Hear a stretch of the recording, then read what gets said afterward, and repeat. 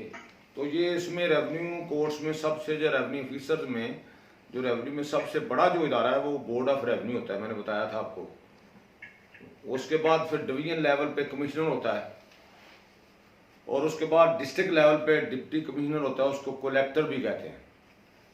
और तहसील लेवल पे assistant commissioner होता है, उसको कलेक्टर के भी इख्तियारात होते हैं।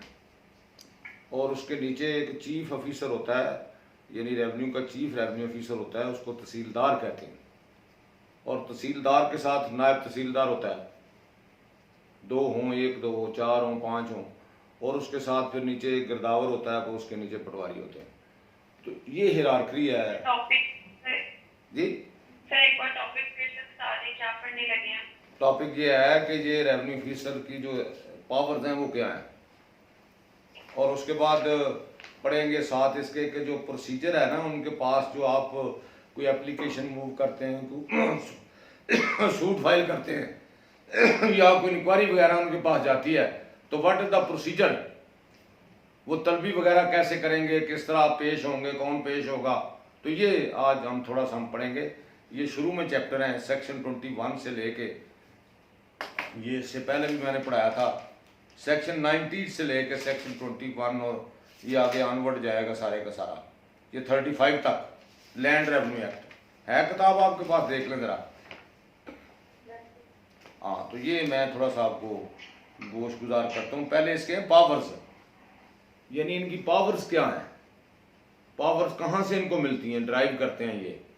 तो सबसे मैंने कहा कि बड़ा अदारा जो है रेवेन्यू में, जो सबसे बड़ी कोर्ट है, जो सबसे बड़ा फोरम है इनका, जिसको बोर्ड ऑफ रेवेन्यू कहते हैं, पंजाब लेवल पे है वो, उसके मेंबर्स होते हैं।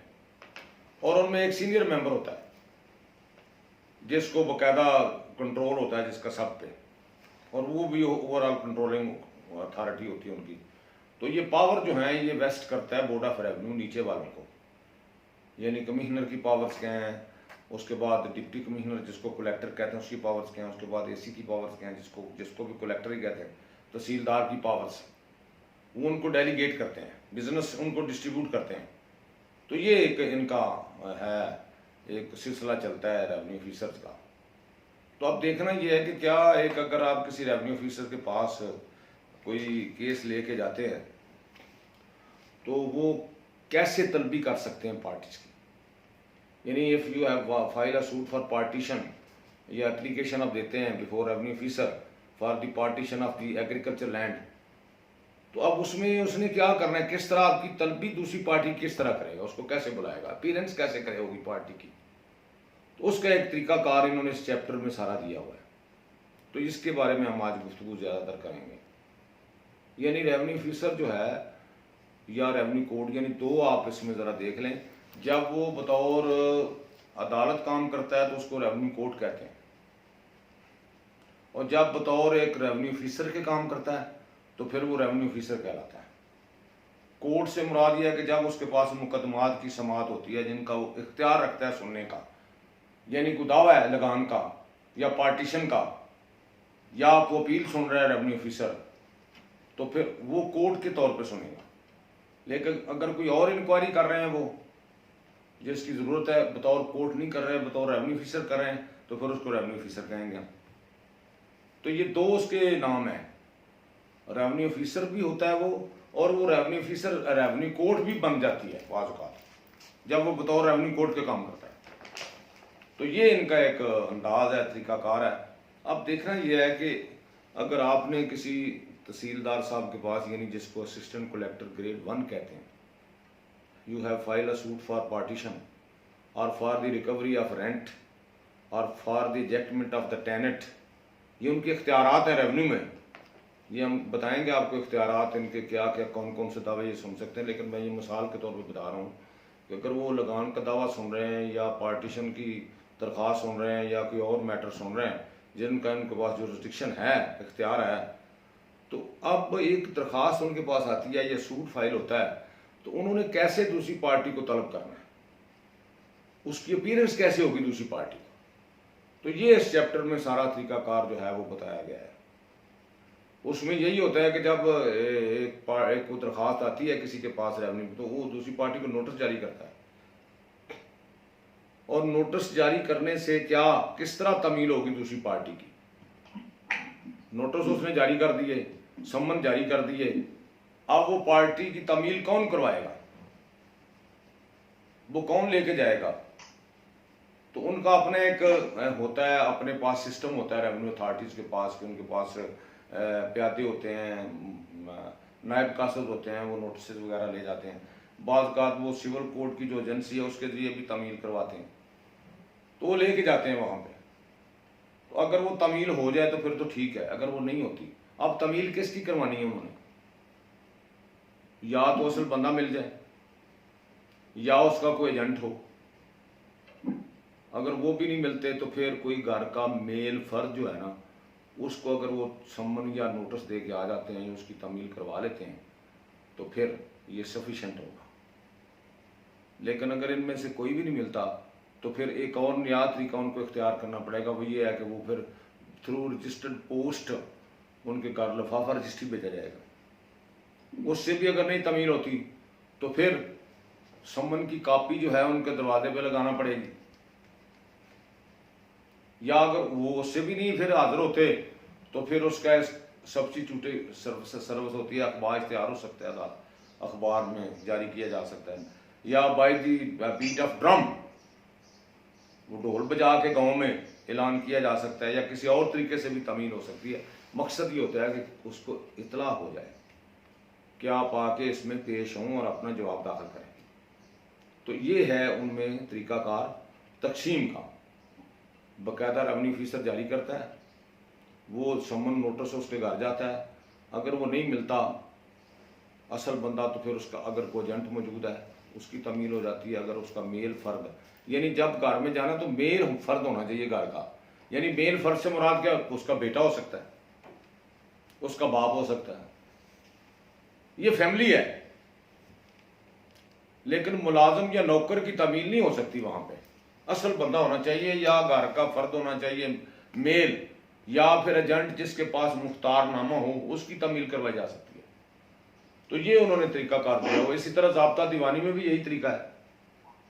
दीवानी केसेस में आजकल तो एक तरमीम आई है 2020 में, ये कि जब कोई तमील करवाने जाए प्यादा किसी की, तो वहां पे उसकी फोटो खींचे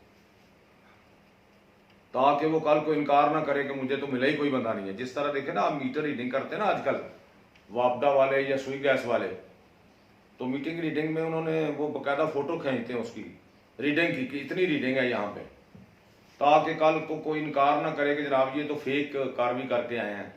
इसी तरह अब 2020 में एक अमेंडमेंट आई है सिविल प्रोसीजर कोड में कि जनाब जब कोई प्यादा किसी मुद्दा लायक की तमील करवाने के लिए जाए तो बेहतर ये है कि वो उसकी बाकायदा वहाँ पे फ़ोटो बनाए कि मैं ये इसकी तमील करवा रहा हूँ, या इसकी फ़लाँ की उसकी फ़ोटो बाकायदा अपने मोबाइल में खींचे और आके कोर्ट को बताया कि ये मैंने तमील करवाई। तो आजकल तो ज़रा थोड़ा सा आसान हो गया है। तो बहरहाल ये तरीकाकार है for the summoning of the other party. अब दूसरी पार्टी की तमील हो जाती है किसी ना किसी तरीके से, तो उसने कैसे पेश होना है कोर्ट में? How to appear before the court which have summoned that person to make answer of the suit or application, to reply, to defend। तो ये कैसे होगा? वो या तो खुद पेश होगा, अगर वो खुद नहीं आ सकता तो फिर किसी एजेंट को पेश किया जा सकता है उसकी तरफ से, उस जिसको इख्तियार दिया उसने। अगर वो दोनों में से कोई नहीं पेश हो सकता तो फिर किसी वकील को जिसको उन्होंने पावर ऑफ अटॉर्नी दी हुई है वो वकील साहब पेश हो जाएंगे। तो ये तरीकाकार है पेश होने का, यानी या खुद पेश हो या उसकी तरफ से कोई एजेंट पेश हो, या अगर वो दोनों मौजूद नहीं है तो उन्होंने किसी काउंसिल को मुकर्रर कर रखा है तो he can appear before the court. तो इस तरह ये तमील हो जाएगी, ये बाकायदा तौर पे अदालत में वो पेश हो जाएंगे और उसके बाद ये मामला जो है वो आगे चल पड़ेगा। तो ये है थोड़ा सा तरीकाकार अपीयरेंस का बिफोर द कोर्ट। तो अगर वो पार्टी अगर सम्मन उसको जाता है वो नहीं आती तो फिर रेवेन्यू कोर्ट्स के पास क्या पावर्स हैं?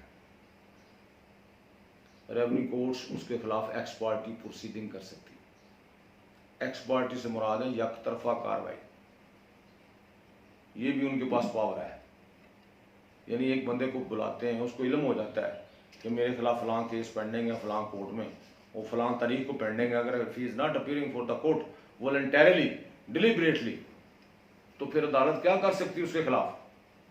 एक्स पार्टी प्रोसीडिंग कर देगी कि जनाब हमने तो कोशिश की आके अपना जवाबदेही दे करे, लेकिन ये पेश ही नहीं हुआ, तो फिर इसके खिलाफ क्या मजबूरन क्या हो सकता है कि एक्स पार्टी प्रोसीडिंग हो जाए, और एक्स पार्टी प्रोसीडिंग करके फिर उसके खिलाफ फैसला कर सकती है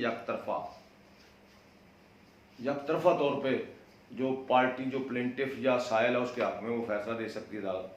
दूसरी पार्टी का तो मौकफ ही नहीं आया, अब उस पार्टी का ही मौकफ अदालत ने सुनना है जो मौजूद है सामने, दूसरी तो मौजूद ही नहीं है। तो ये इस तरह वो एक्स पार्टी कार्रवाई करने के बाद फिर उसके खिलाफ आफ्टर रिकॉर्डिंग द एविडेंस, अगर एविडेंस की जरूरत है तो then the court can decide the matter in favour of the plaintiff और पिटिशनर। या अगर वो केस बनता ही नहीं है, वैसे नहीं बनता, या केस दायर ही नहीं हो सकता था, या वो उसको कोई हक ही नहीं हासिल था मुद्दई को दावा दायर करने का, उसको कोई कॉज ऑफ एक्शन नहीं थी, या कोई लोकल स्टैंड आई नहीं थी, तो फिर क्या कर सकती है कोर्ट? ये जरूरी नहीं है कि एक्स पार्टी हो गया तो उसके हक में ही फैसला कर दे, उसका दावा या दरख्वास्त खारिज भी की जा सकती है। तो ये एक रेवेन्यू कोर्ट्स में जैसे कि सिविल कोर्ट्स का तरीका है वैसा ही है तकरीबन, लेकिन इन्होंने मुख्तसर प्रोसीजर अपना दिया हुआ है, लेकिन ये प्रोसीजर जो है ये मुतसादम नहीं है ज़ाब्ता दीवानी के साथ, बल्कि जहां पे ये खामोश होगा इस रेवेन्यू कोर्ट्स का प्रोसीजर के क्या किस तरह कार्रवाई करनी है, तो फिर कहां से आपने गाइडेंस लेनी है? आपने सिविल कोर्ट का जो प्रोसीजर है, जिसको कोड ऑफ सिविल प्रोसीजर 1908 कहते हैं, जो सीपीसी जिसको कहते हैं, वहां पे बड़ा लंबा चौड़ा प्रोसीजर दिया गया हर चीज़ के बारे में। वहां से आप एनालॉजी लेंगे, वहां से देखेंगे कि वहां क्या लिखा हुआ है, यहां तो कुछ नहीं लिखा। तो ये सिविल मैटर्स में जहां पे कोई कानून खामोश है, अगर वो स्पेशल कानून मौजूद है, तो वहां पे आपको कहां जाना पड़ेगा? ज़ाब्ता दीवानी की तरफ रुजू करना पड़ेगा, वहां से एनालॉजी लेना पड़ेगी, वहां से गाइडलाइन लेना पड़ेगी।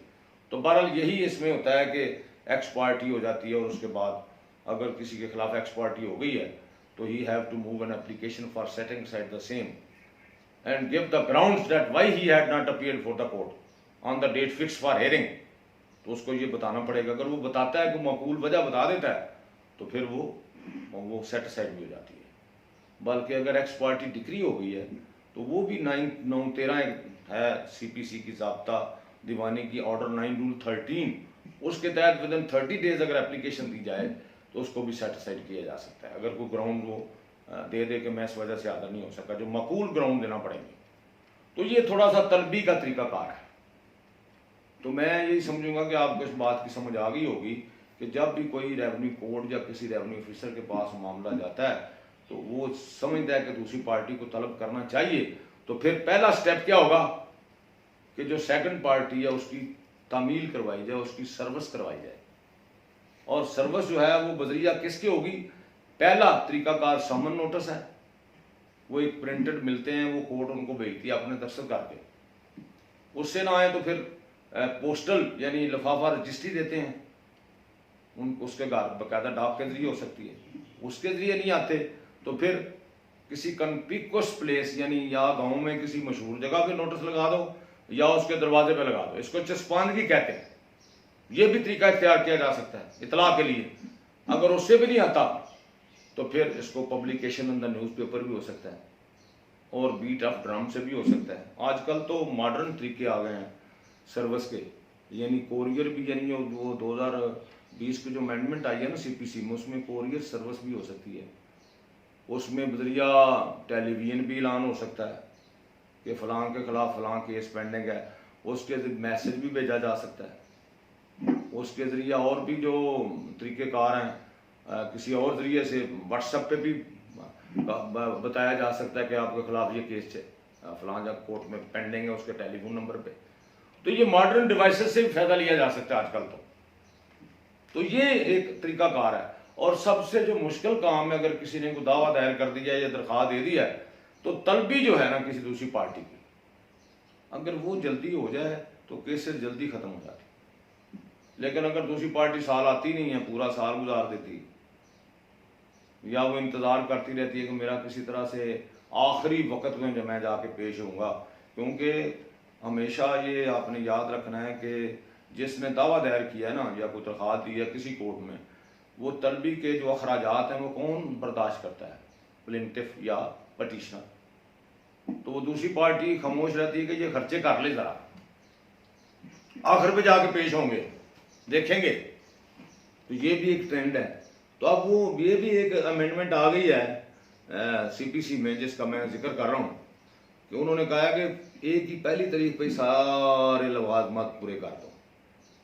यानी आप सम्मन भी भेज दें, आप लिफाफा रजिस्ट्री भी भेज दें, आप कोरियर सर्विस पे भी भेज दें उसको, आप अखबार इश्तिहार में उस दिन भी ऑर्डर कर सकती है कोर्ट के, अखबार इश्तिहार भी जारी कर दो, या फिर आप मैसेज भी भेज दें, व्हाट्सअप भी भेज दें, तार भेज दें उसको, जो भी तरीका है ना मॉडर्न डिवाइस, जो इस तरह भी उसकी तमीन हो सकती है, ताकि वक्त ना जाया हो।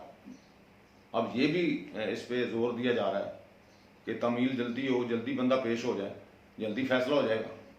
तो ये एक तरीकाकार है। इस तरह ये रेवेन्यू में भी यही तरीकाकार जो है वो इस्तेमाल करना पड़ता है, और अदालत को इख्तियार है कि वो तलब कर सकती है दूसरी पार्टी को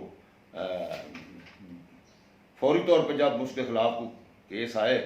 तो ये मैंने आपको 2, 3, 4, 5 तरीके जो हैं वो बताए हैं। अब देखना ये है कि रेवेन्यू कोर्ट जो है उसकी लैंग्वेज क्या होगी। ये लिखा हुआ है इसमें, सेक्शन 28 है जनाब, जरा आप देखें ना कि क्या जुबान इस्तेमाल की जाएगी वहाँ। अब मैंने पहले भी मेरा ख्याल है आपको बताया या नहीं बताया कि 2 जो लैंग्वेजेस हैं वो रिकग्नाइज्ड है हमारे पाकिस्तान में, उनको लीगल लैंग्वेज कहा जाता है। पंजाबी तो नहीं हो सकती, 2 हैं, एक उर्दू और एक इंग्लिश है। तो आमतौर पर रेवेन्यू कोर्ट्स में ज़्यादातर उर्दू पे निसार किया जाता है, लेकिन अगर कोई बंदा इंग्लिश में कार्रवाई करना चाहता है या इंग्लिश में बातचीत करना चाहता है तो फिर उस पर भी कोई हर्ज नहीं है।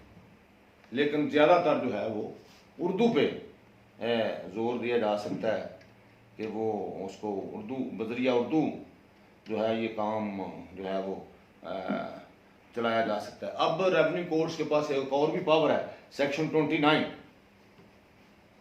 अगर किसी शख्स को वो तलब करते हैं या किसी की ज़रूरत है कोर्ट के सामने पेश होने की, लेकिन he is not appearing for the court, या कोई बंदा डिफॉल्टर है।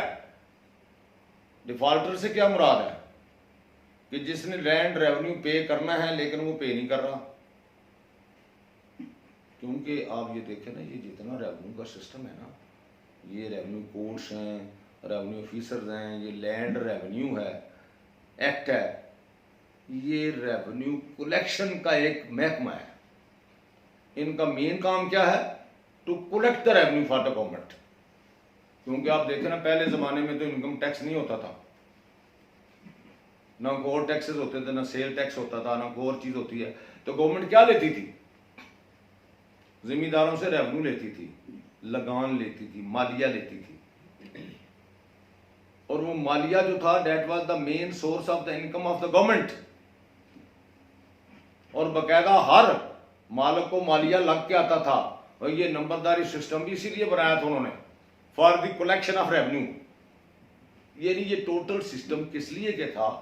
ये अंग्रेज ने बनाया था, only for the collection of revenue for the government, to facilitate the people. ये इसलिए उन्होंने ये नंबरदार भी बनाए, ये तहसीलदार भी बनाए, ये डिप्टी कमिश्नर भी बनाए और कमिश्नर भी बनाए, और बोर्ड ऑफ रेवेन्यू का भी अमल आया, इस वजूद में आए इसलिए कि ताकि जो रेवेन्यू है वो कलेक्ट किया जा सकते आसानी के साथ। और ये पूरे का पूरा फोरम बनाया उन्होंने। तो मेन काम ये था इनका। लेकिन आजकल तो मालिया तो कई माफ भी हो गया हुआ है, कई चीज़ों पे काम ही है मामला, लेकिन ये सिस्टम उसी तरह चला रहा है। आप देखें ना, पुराने ज़माने में लोगों ने ज़मीनें छोड़ दी थी, बड़ी बड़ी लंबी और काफ़ी मलकियत होती थी उनकी, लेकिन किस लिए उन्होंने छोड़ दी? कि they have no revenue to pay the government. Government को पैसे देने के लिए नहीं होते थे उनको, क्योंकि ज़मीनों के मालिक थे, गवर्नमेंट मालिया लेती थी।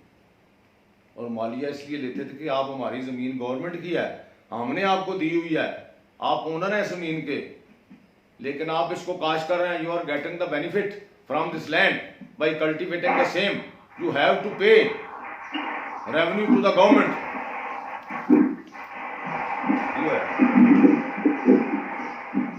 For the administration of system of the government. Government को चलाने के लिए रेवेन्यू दो, लेकिन उनके पास रेवेन्यू होता नहीं था। वो कहते थे जनाब मैं रेवेन्यू तो नहीं दे सकता, आप ज़मीन ले लें। अब वो लोगों को, दूसरे लोगों को ये देखे ना, मुजारे मरूसी बन गया, उनको ज़मीनें दे दी, तो कोई किसी को दे दी, बड़ी बड़ी मलकियत होती थी लोगों की, लेकिन रेवेन्यू पे ना करने की वजह से ज़मींदारी निज़ाम जो था वो ख़राब हो जाता था। आजकल क्या है, आज देखें, आज तो ज़मींदार बहुत बड़ा अमीर है, ज़मीनें बहुत फ़ायदा दे रही हैं।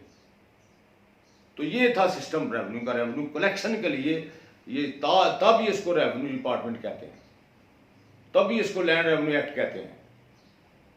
इसलिए ये बनाया गया सारे का सारा। और ये सारी हिरार्की जो है, बोर्ड ऑफ रेवेन्यू से लेकर नीचे कमिश्नर, उसके नीचे डिप्टी कमिश्नर, उसके नीचे एसी, उसके नीचे तहसीलदार, उसके नीचे पटवारी, ये कुलीदी इकाई थी पटवारी जो होता था।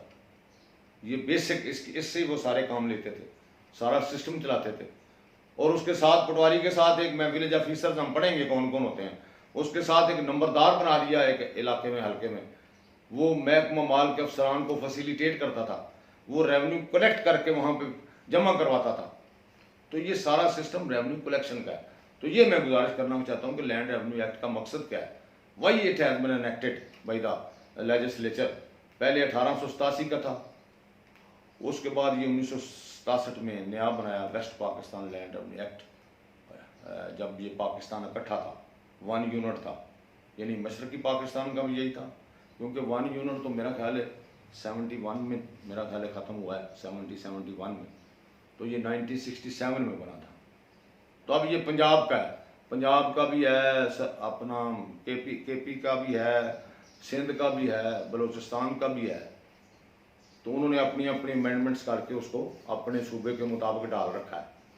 तो ये जो मैं आपको पढ़ा रहा हूँ ये पंजाब का है। तो इसमें ये सूरत हाल है। तो ये मैं गुजारिश कर रहा था आपको।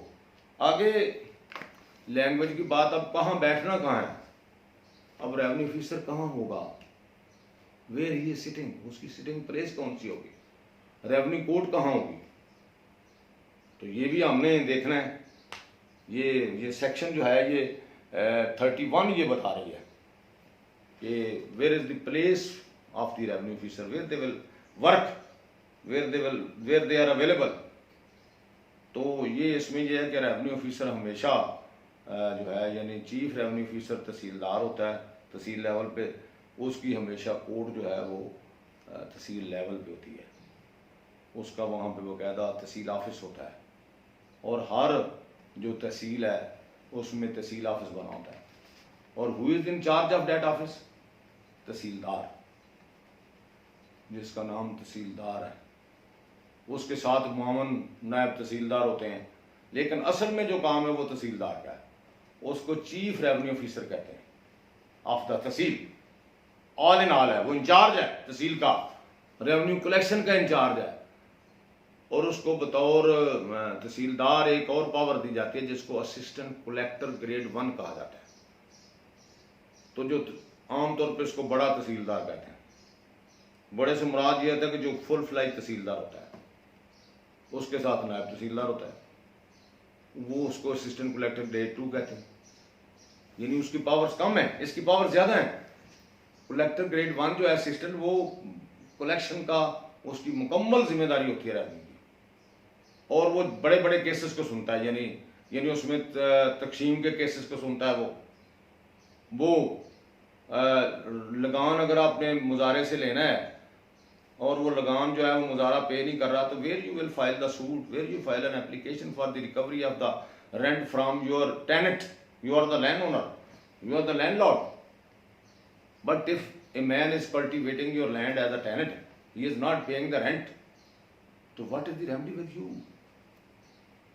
You can file a suit for the recovery of the rent before the assistant collector grade 1, तहसीलदार के पास आप जाएंगे और वो आपको बाकायदा वहाँ पे सूट चलेगा। जिस तरह ये तमील, मैंने नहीं कहा तमील होगी, फिर उसके बाद उसका जवाब दवा आएगा, फिर उसके बाद तनकीहात बनेगी, फिर उसके बाद प्लेंटिफ अपनी एविडेंस देगा, फिर उसके बाद डिफेंडेंट अपनी एविडेंस देगा, फिर आर्गूमेंट्स होंगे और फिर वो तहसीलदार साहब जो हैं वो डिक्री पास कर सकते हैं for the recovery of the rent, लगान, जो मनी है जो उसने देनी है कि ये पे करे आपको। और इसी तरह अगर मुजारा जो है वो ज़मीन नहीं छोड़ रहा और वो कहता है मैंने कब्ज़ा नहीं देना, मालिक और है लेकिन कब्ज़ा मुजारे के पास है और मुजारा लगान भी नहीं दे रहा, तो this is the one of the ground for the rejectment of the tender from the land. तो फिर उस बुनियाद पे तहसीलदार साहब के आप पास जा सकते हैं।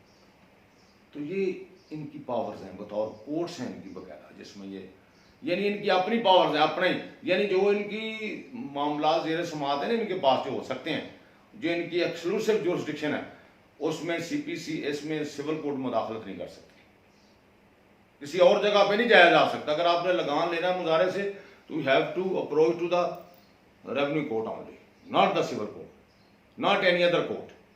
अगर आपने मुजारे की बेदखली करानी है you have to approach to the civil revenue court, not to any other court.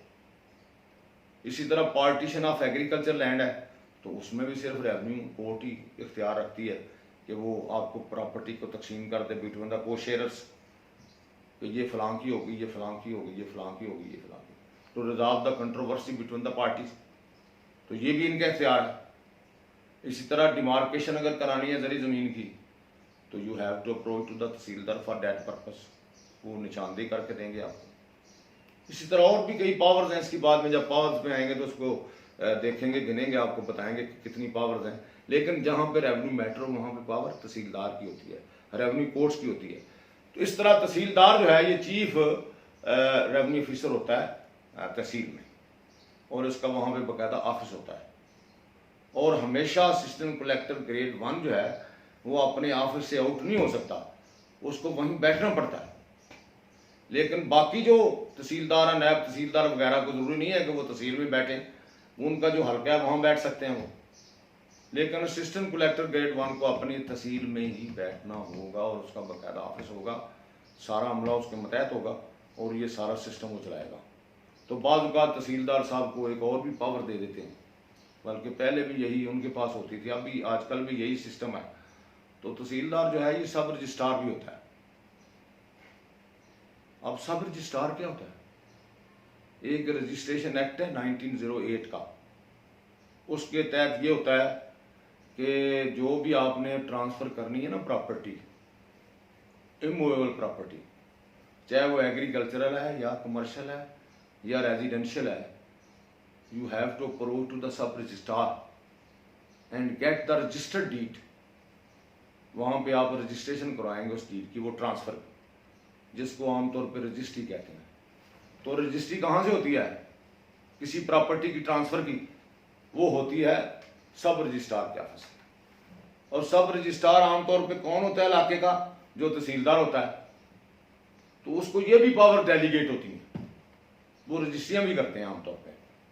तो सब रजिस्ट्रार के साथ पास जाके आप जब आपने, यानी अगर आपने प्रॉपर्टी बै लेनी है, ख़रीदी हुई है, आपने पैसे दिए हुए हैं दूसरी पार्टी को, वो पार्टी भी जाएगी, आप भी जाएंगे, वहाँ पे एक रसूमात होती हैं रजिस्ट्री की, यानी स्टैम्प ड्यूटी लगती है और भी काफ़ी रसूमात हैं, वो पूरा करने के बाद वहाँ से लिखवाएंगे आप रजिस्ट्री लेके वहाँ पे 2 गवाह डालेंगे और पेश करेंगे फिर सब रजिस्ट्रार साहब के पास।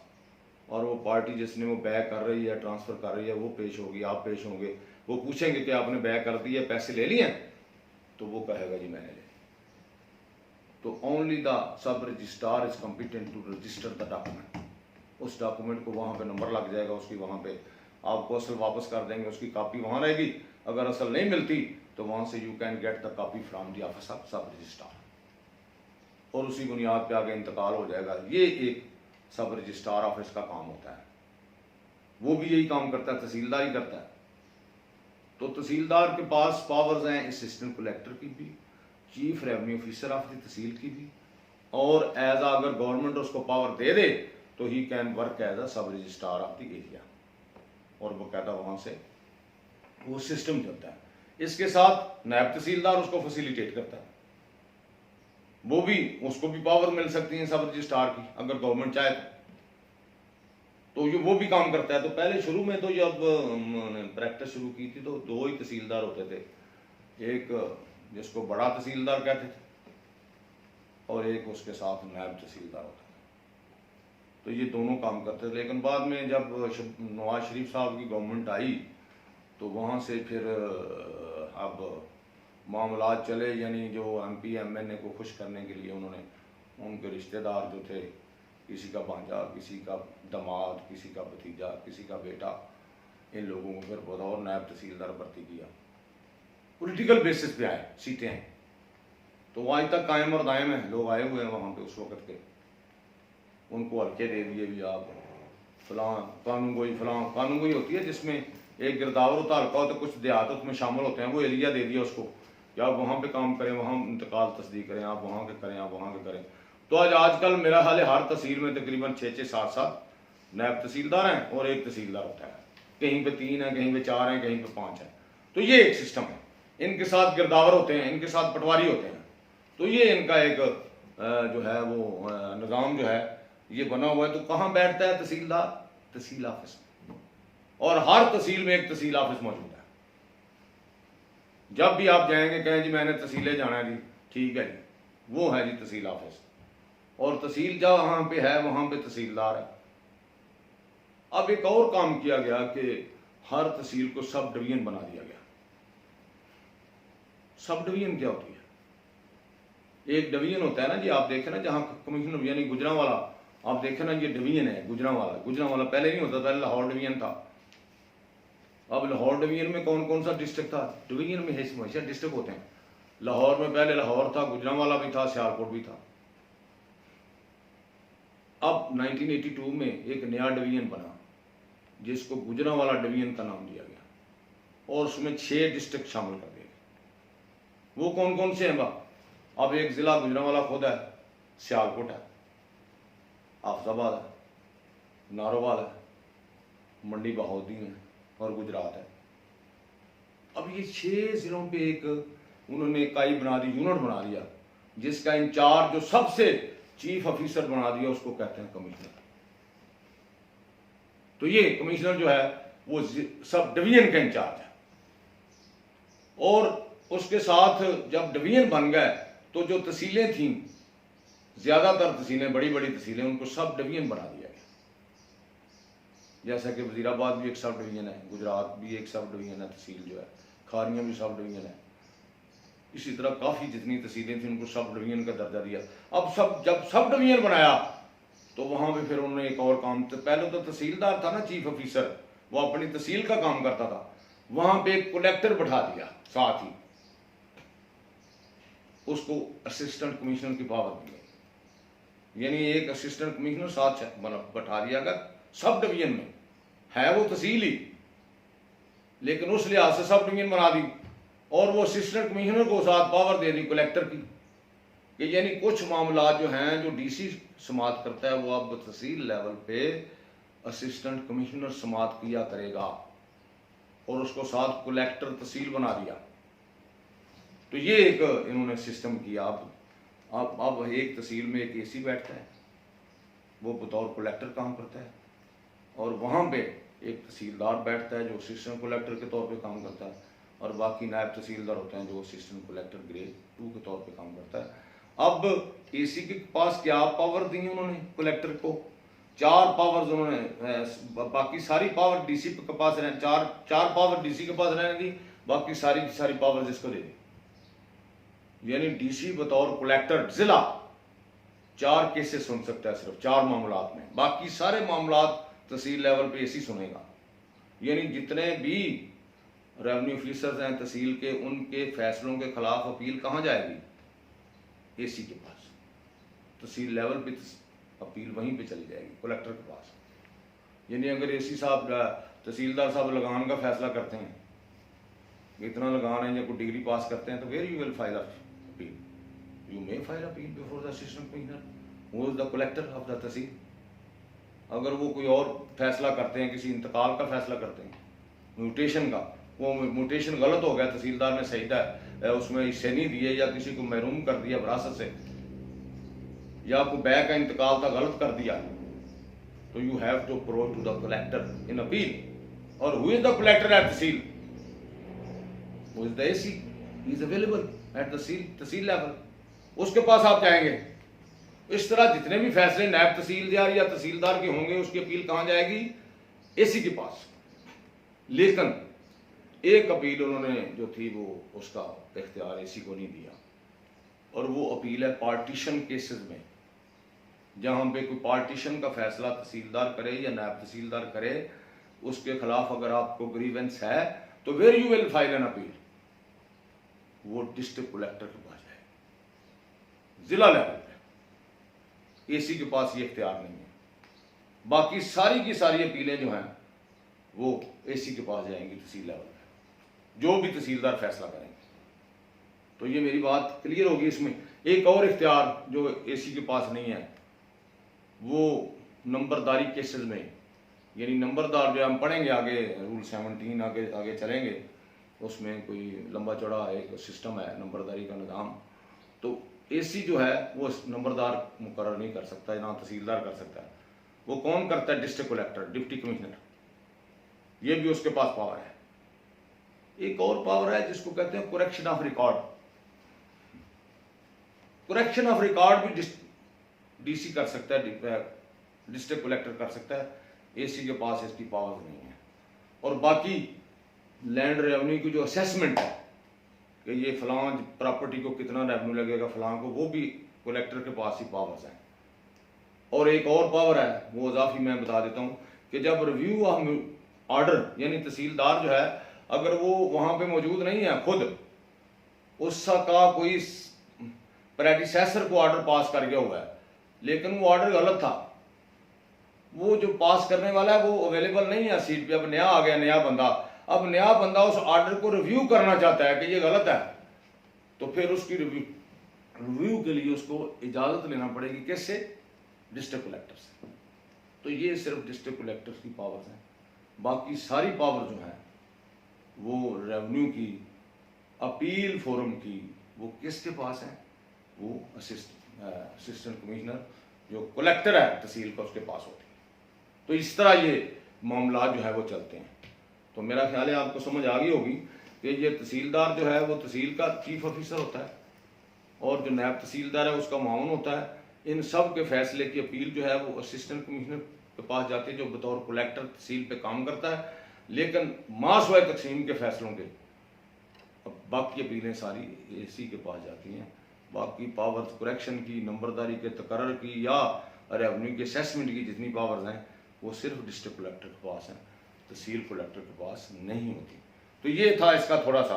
आगे थोड़ा सा चलते हैं कि क्या छुट्टियों के दिनों में भी काम कर सकते हैं ये तहसीलदार वगैरह, ये रेवेन्यू ऑफिसर। तो ये जो है ना, ये 32 है, वो कहते हैं ना कि छुट्टी के दिनों में ये काम नहीं कर सकते, ये बाकायदा प्रोसीडिंग ये नहीं हो सकती, बल्कि जब छुट्टी होगी तो ये मामला जो है ये बंद होंगे, बल्कि जिस दिन छुट्टी नहीं होगी उस दिन ये सारे के सारे काम हो सकते हैं। तो ये बाकी इनकी अपनी मोहर होगी, अदालत की, तहसीलदार की अपनी मोहर होगी, नायब तहसीलदार की होगी, एसी की अपनी मोहर होगी, कलेक्टर की अपनी मोहर होगी, कमिश्नर की, बोर्ड ऑफ रेवेन्यू की। तो ये सील जो है ये इस्तेमाल हो सकती है वकायदा तौर पे, हर फैसले के नीचे लगाना पड़ती है। तो ये इन्होंने दिया हुआ है। तो ये मैं थोड़ा सा था मामला जो मैं आपको बता रहा था। इसमें अगर कोई ऐसी अगर आपको नहीं समझ आई या कोई अब हम रह गया तो कोई सवाल है, क्वेश्चन, तो आगे फिर नया हम शुरू करते हैं नई बात। 11:15 हो गए, थोड़ा सा और भी कर देते हैं जी। बताएं जी, कोई नो क्वेश्चन? इन्होंने बात जानती है कि हाँ जी, हरी जनवर साहब आवाज आ रही है, सब क्लियर है?